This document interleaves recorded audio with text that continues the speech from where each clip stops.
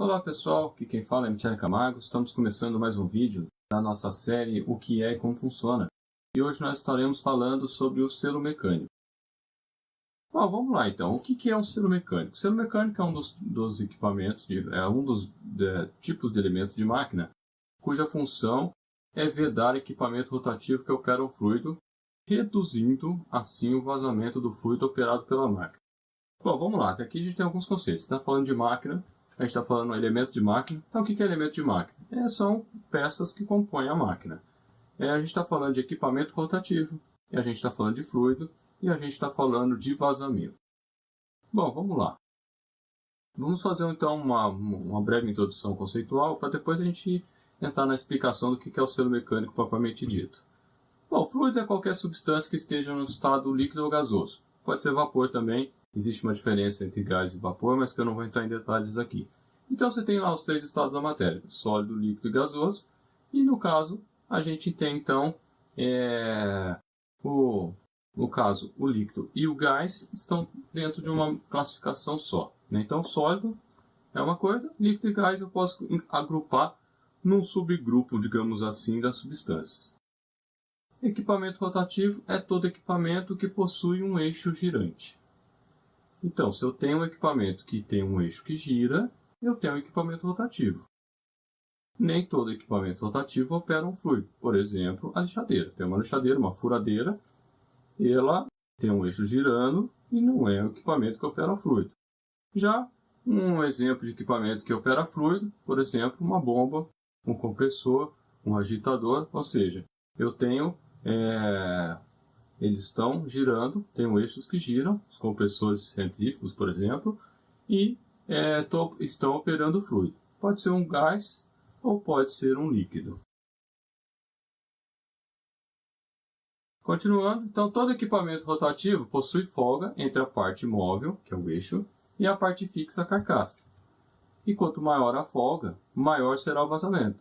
E eu preciso ter folga, porque os equipamentos têm vibrações, eles têm a dinâmica, digamos assim, de operação. E se eu não tiver folga, eu vou ter toque entre a parte girante, o eixo, ou outras partes que giram junto com o eixo, e a parte estacionária, a carcaça, enfim. E isso pode trazer problema de funcionamento para o equipamento. E para reduzir esse vazamento, eu utilizo alguns elementos. Por exemplo, gacheta, tem o labirinto, tem os retentores, e por aí vai, né? Os labirintos e o selo mecânico, que é o que a gente vai estar explicando melhor um pouquinho daqui a pouquinho. Bom, aqui tem um exemplo do equipamento rotativo. Veja que tem um rotor que está girando, né, juntamente, claro que aqui não está mostrado, mas tem na ponta ali, eu tenho um motor elétrico. Aí eu tenho a sucção do equipamento, que a gente chama de sucção, existe a descarga, e aí o que acontece?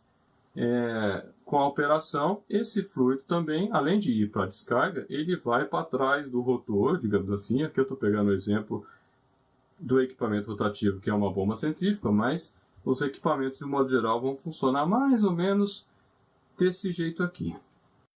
Bom, o que eu tenho atrás do rotor, então? Eu tenho a caixa de selagem, e é aqui que a gente tem que trabalhar. Aqui eu peguei um corte, né? Desenho em corte de uma bomba, aonde eu tenho que a parte vermelha seria a parte interna da bomba, a parte azul é a parte externa do que eu estou vendo, e o que está cinza, meio prateado, é justamente como se eu tivesse cortado o metal assim. Então o que vai acontecer, né? Nesse caso, eu vou ter a sucção pela região central, aí o fluido entra nas pás e vai sair radialmente também, tangencialmente aí, né? Dependendo do equipamento é mais ou menos, né? Que eu não vou entrar em detalhes aqui também. E além dele sair para a descarga, ele também vai para trás do rotor, né? Para trás do rotor e vai chegar nas folgas que a gente vai estar mostrando aqui. Então, pegando uma outra caixa de selagem, o que está em vermelho é a parte cortada da bomba. Aí eu vou ter justamente a folga, que é o que é folga, né? É o espaço que eu tenho entre o eixo que vai girar e a parte estacionária. Então eu tenho algumas formas de vedar isso, né? No caso de equipamento de bombas, uma das formas mais comuns que a gente vê bastante é a gacheta. O que é a gacheta? A gacheta nada mais é do que uma espécie de uma corda, é claro que não é uma corda convencional, mas que tem a seção quadrada, ou seja, ela é quadradinha. Aí eu corto esses vários anéis e coloco um atrás do outro. Cada quadradinho com X no meio seria um anel de gacheta que eu estou utilizando. E aí como ele funciona? Eu tenho o chamado prensa-gacheta, não está representado nessa figura o que seria os parafusos. Eu aperto o parafuso. O que acontece com a gacheta? À medida que eu tenho aqui o anteparo lá no fundo da caixa de selagem. Eu aperto o prensa-gacheta. Aí o que acontece com a gacheta? Ela vai estufar, ela vai se apertar, elas vão espremer assim e vão ter um alongamento no sentido radial.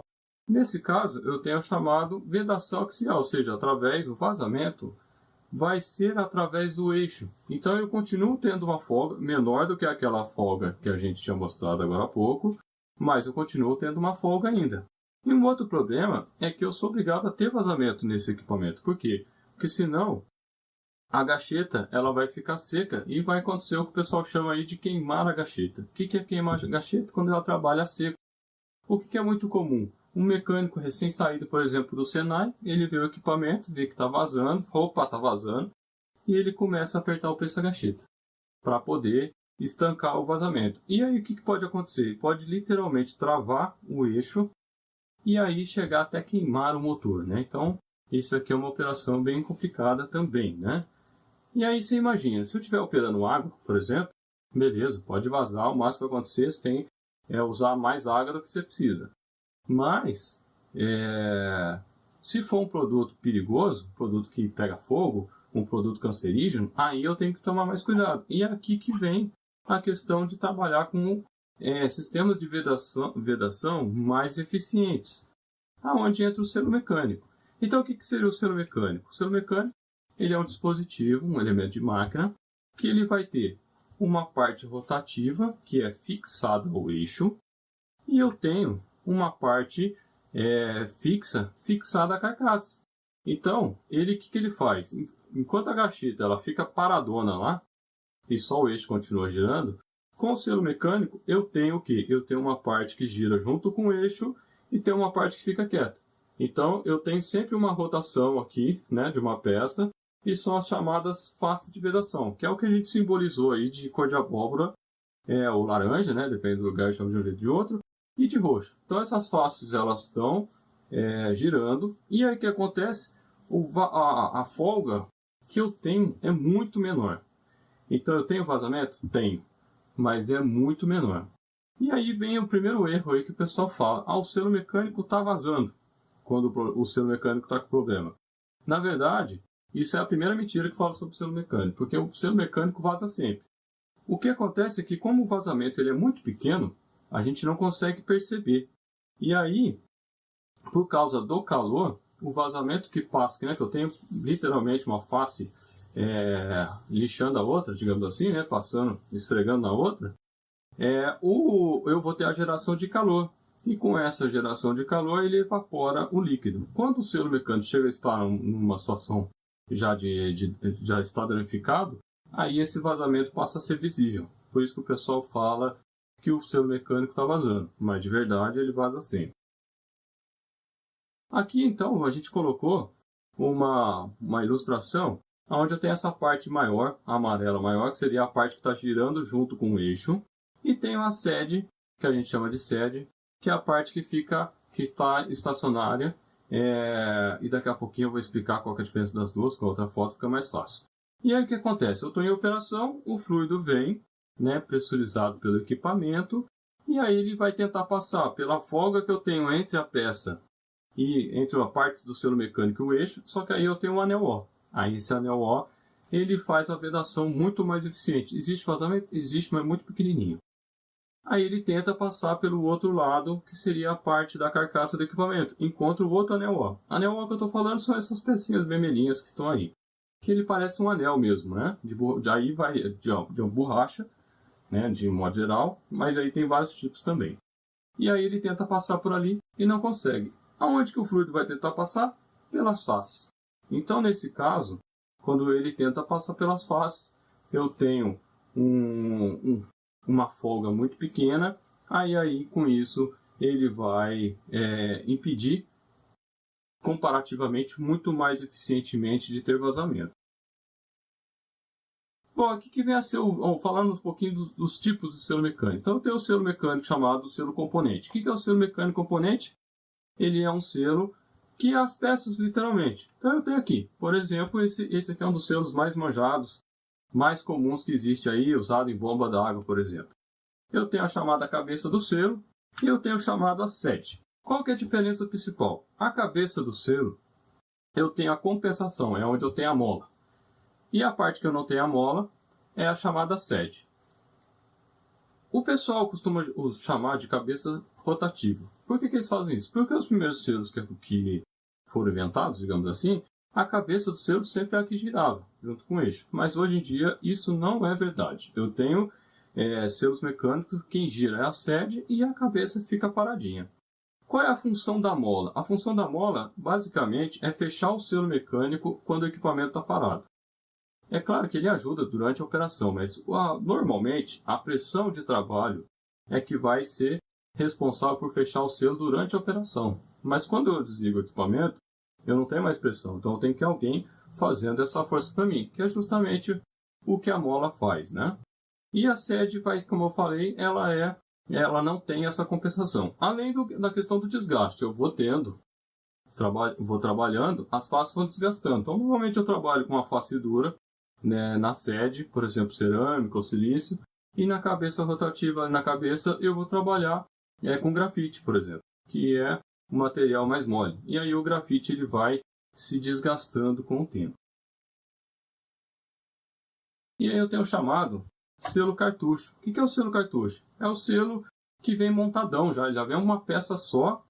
E aí o operador mecânico, quando vai montar o equipamento, ele pega a peça e põe no equipamento e acabou. Já o modelo anterior, como ele vem as peças desmontadas, o mecânico ele tem que marcar a distância correta no eixo. Então, ele tem que pegar o desenho técnico, olhar, ver qual é a distância que ele tem que manter, e aí ele pega e faz a montagem. Então, a chance de montagem errada é muito grande. Já no selo cartucho não, ele já vem tudo montadinho de fábrica.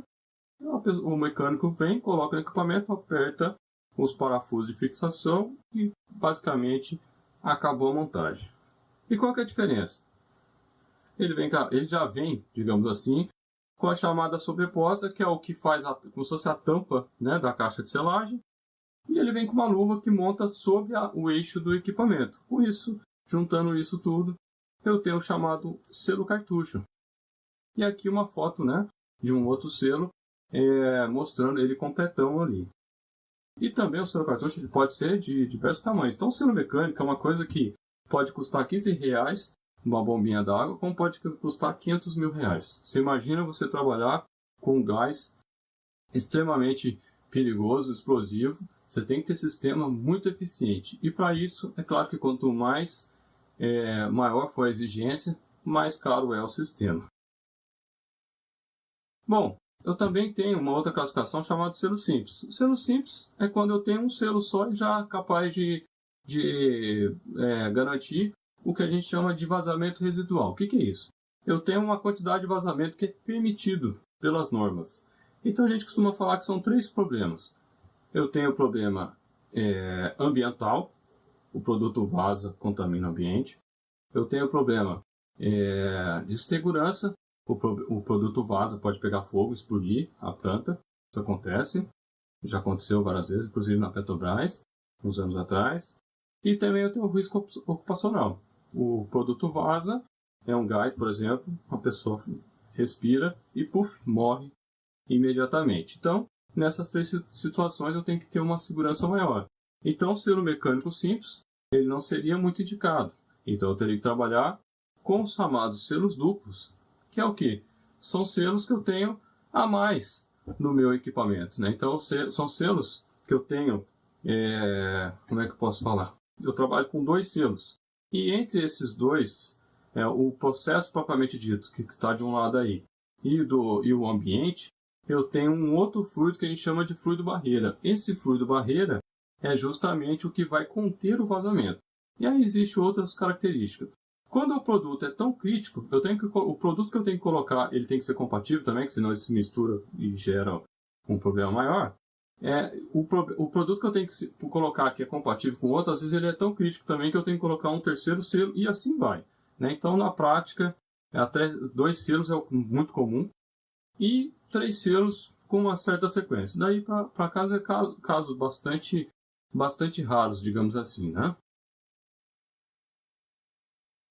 Só para a gente comparar, né? Então, todo selo mecânico, né? São curiosidades, todo selo mecânico tem vazamento residual. Um selo mecânico simples, ele tem cerca de 1,2% do vazamento de uma vedação por gacheta. Então, se você imaginar que a gacheta vaza, por exemplo, 1 litro por hora, no caso do selo mecânico, ele vai vazar 12 ml. Então, é uma quantidade bastante pequena. O selo duplo, ele vai vazar 0,15%, porque eu ainda tenho nesse fluido que a gente chama de barreira. Então, o processo vai para o fluido barreira. Esse fluido barreira, ele vai diluir, digamos assim, o produto que vazou. Né? Esse vazamento também é pequeno, mas ele acaba vazando para o ambiente. Então, daí que vem esse 0,15%. Beleza, pessoal? Espero que vocês tenham gostado. Um abraço e até a próxima.